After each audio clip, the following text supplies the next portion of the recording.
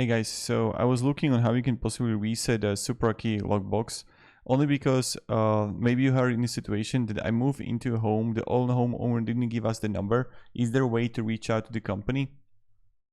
So many people wrote here the same thing, is that I have just bought a new house and the exact same key safe is on the wall. The previous owner has passed away and didn't have the key safe combination. It's a permanent in place and I would either remove it without destroying the brickwork or find some way of opening. Please could you suggest anything? Now the thing is that many people are reporting this thing here that is like not working, and when I was like even searching for it and I checked here also the Supra manual, I couldn't find any information. So even right here, when I'm going to look here, why I can't use the screwdriver to change the code, and is like even right here, is there a preset code that you could use? There is no preset combination code in new key safe. All our key safe are probably without the preset code. So the only way how to do it is during the installation process.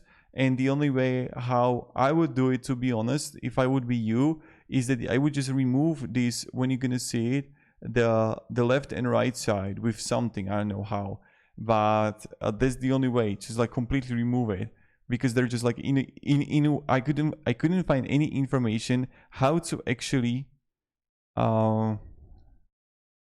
open it.